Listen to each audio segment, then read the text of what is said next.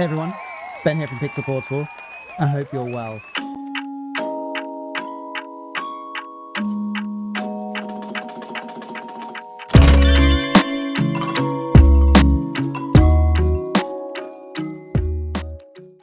It's been a little while since the last video, you might have noticed, and I've been pretty busy. It's been a hectic, month and a half, 2 months. I've managed to retrieve a ton of my old retro games and materials that a friend had been holding for me, and I've been processing all that. There's a lot there to go through. But yeah, I found interesting things like Pokemon Colosseum, and also found my treasured copy, and now really expensive copy of Armored Core Last Raven for the PlayStation 2, which is my favorite Armored Core game, so that's really cool to have. Also managed to get another PlayStation 2, so I have 2 of those now, one on my desk and one in the background on my display. I managed to get my base set Pokemon cards, and managed to yesterday get the last 4 cards. Well, that's not technically true, I'm missing 1 more card still. But once I get that last card, I will have a full base set Pokemon card set. But yeah, that's not everything. I also had to attend jury duty, which I've just finished. Also did the London gaming market, where I sold a bunch of my investment pieces that I bought from in Japan. So it's been hectic. But I found something else when I was going through the stored items.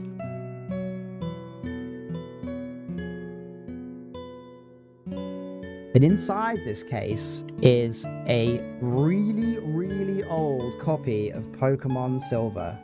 And it's on a floppy disk. Pixel. I found it!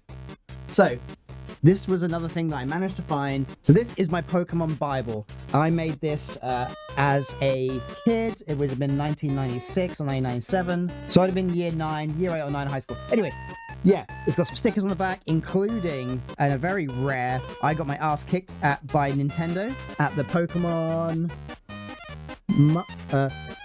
Official Magazine Masters. I went to that tournament. We'll get to that later. I didn't even really want to make a video on this book, but it's relevant, and I'll explain. But this book, basically, I'll just do a brief overcap. This was a master guide. This was my badge rules. They're cringe. We're not looking at those. But this was a master guide that I then put into a binder. So I had all the information I needed when I was playing Pokemon. It's got all the routes. It's got what to catch. It's got an ability list. It's got an attack table, which I studied and learned.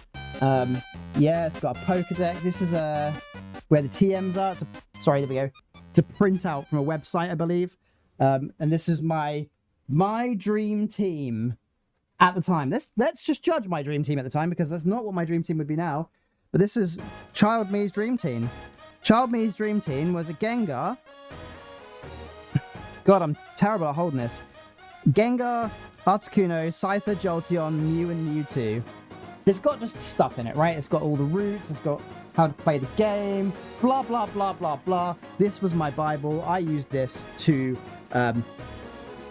I used to carry this with me. This used to be my studying, and I was, at my high school, the Pokemon Master, right? Which is not... It's not the flex back then as it probably is now.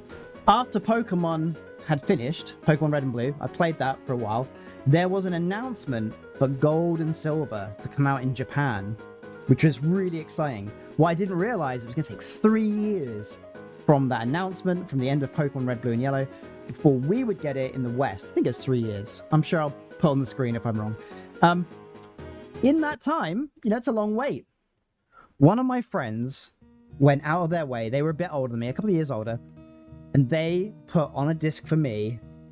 This didn't have any writing on it. This is my terrible handwriting that's on there. They put on this floppy disk for me a partially translated Pokemon Silver ROM and an emulator, which was an original Game Boy emulator, so that I could play it, I think it was 6 months in advance. I think it was 6 months before it came out. And I played the hell out of this. I played the hell out of this. But I didn't know what I was doing, because most of the game was in Japanese. Parts of it were in English, like really bad English. But yeah, for the most part, the game was entirely in Japanese. And I don't read Japanese, don't even read it now, even though I spent 6 months in Japan. But I did download a Pokemon Gold and Silver guide. So back in the day, we didn't have smartphones, right? So if you wanted a game guide, you couldn't just look up on your phone whenever you needed it. I had to look this up on the internet, on a computer at my high school. We did have a computer at my house, but yeah, I did this at the high school because we didn't have a printer. And I printed this off on the school. Oh no, this was the library printer. And I printed this walkthrough off. It was five pages, I believe. No, it's way more than 5 pages. I think it's in sections. Yeah, so I printed off this guide, and this is the guide I used that someone made. This is the actual web page of the guide. And I used this to play through Pokemon Gold and Pokemon Silver. Well, Silver in this case. I even have some color pages at the end. So I went to this tournament, and this is the original rule sheet from that tournament. The prizes. In fact, I'm going to read the rules. I'll read the rules. So the rules of combat are: 1. All battles with Nintendo official masters are one-on-one. Yes, so you only get to bring one Pokemon for the fighting the editors. So it's one Pokemon versus one Pokemon. So you could just make a bad decision straight away. Before you face Nintendo official masters, make sure you're at a cable club and ready to link up. Yep, so basically just make sure. They just want to make things quick. Make sure your Game Boy batteries won't run out during a battle. Yep, fair enough. When you link up with the masters, allow them to select the Colosseum options. Yep, fair enough. Healing moves such as Recover, Rest, and Softboard can only be used once during battle. So if you had to heal, you got one of them. You couldn't stretch the game out, which makes sense. They didn't want to be there forever. And you can only battle a Nintendo official Pokemon Master once each day. All right, I definitely broke that rule. Anyway, so anyway, I ended up coming back, and I have them somewhere. I don't know whether I think it was 6 gold badges. So that's 6 of the editors are beaten, and I had 2 silver badges, which were losses. Those 2 silver badges, those 2 losses, were against world champion Darren. I think his name was Van Vaughan, but I'm not sure. But yeah, I'm just calling Darren for now. My 2 losses were against Darren. Each time I came back with my team of 6, I had brainstormed a better way to beat him, and he was kind of impressed that I was trying to find a way through his skills, but he was just better than me. Anyway, I got him to sign my Pokemon Bible, and he's written it here. To Ben, regards, Darren. And then he suggested I go to this website, PokemonDaily.com, where I ended up being there for quite a long time.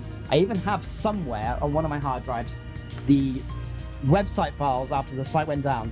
So if you don't know about the Pokemon Daily and Cerebi.net were about at the same time. Cerebi still exists now and is the go-to, and is the winner of the website wars.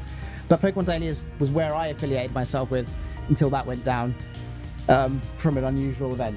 But yeah, but this is my Pokemon Bible, and I'll get to the point. Gold and Silver guide, right? I have the Gold and Silver guide, and I have a ROM and an emulator of Pokemon Silver. This disc, so it's at least 24 years old, at least 24-year-old floppy disk. And I want to see, is it possible, A, that this floppy disk still works? I want to see if this floppy disk works. To do that, I'm going to have to buy a floppy disk drive, this one floppy disk, so that I can see if the data on here still exists. So yeah. Oh, hello? Parcel for you. So we've got the floppy disk, and we've got our floppy disk drive. I'm going to see if this works. We're going to look at what I did on there as well. And what I want to see if it's possible, I want to basically see if I can get the Pokemon off this disc and onto a Game Boy. So, let's have a go. Let's do it. Let's do it. That's what this channel's for. We're going to have fun with portable gaming. We're going to have fun with this disc. This is ancient memories. For all I know, the video could just end with me putting it in and it not working. Oh, phrasing. All right, we're here. Here's my newly acquired floppy drive. I'm going to plug it in. I think I actually have to do something on there. It's flashing. Let's try it. Will this work after all these years? If not, I might have to buy, because it's got a dent here, I might have to buy a new floppy disk and try and get the magnetic bit out here and put it into a new one. But let's just see if this works. Please work. The disk media is not recognized. It may not be formatted. We'll try ejecting it. Try again. Make sure I've just turned this to writable. I don't know if that's going to help or not. I'm hoping it does. Alright, so we've got all this stuff. We're going to copy it. I know you can't see this. It like errors out. Okay, so this is the part that really matters. So let's hope this goes over. It has a real big issue with the save file, which is annoying because it's the one thing that we need. I managed to transfer the save over. I can't transfer the ROM over. That's the part it's sticking with. And now I just want to see, like, now that I've backed up the save at least, I just want to see if the ROM will work off the disk still or not. You know? Looks like it might.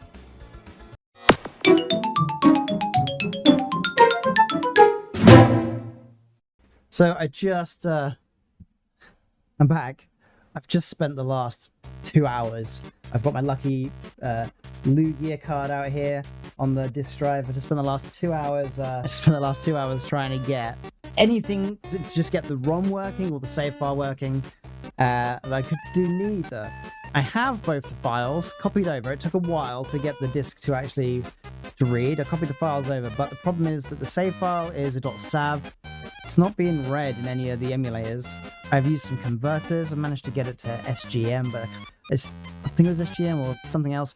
But I just can't get it to be a readable save file. And I can't even open the original ROM to see if that works. So then my next step was, I thought, hey, it worked on my Windows 98 machine. Maybe I just need a Windows 98 machine. So I then installed a virtual machine on my laptop of Windows 98 and tried to run it in that, but it just froze. So I just don't know. Just don't know. I don't think I can do it. I think this is a fail. But now, I'm still going to keep working on this. I want to see what I had on there. And, you know, all the things. But for right now, I think we can put this project down as a, this is fine.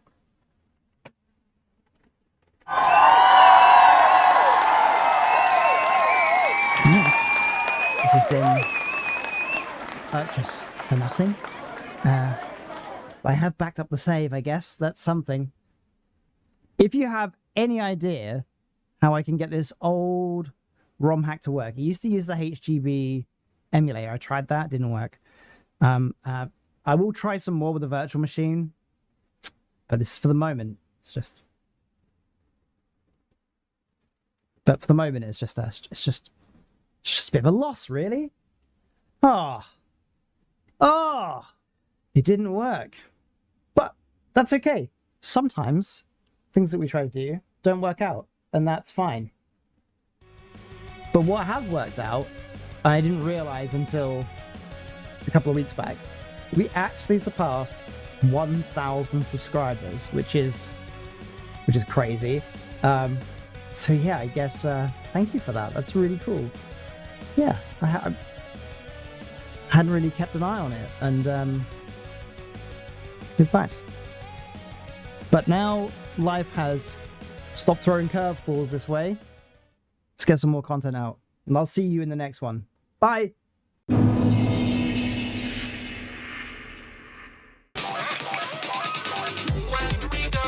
Shops, spending money till you drop, and I'm having a great time. It's me to spend some more.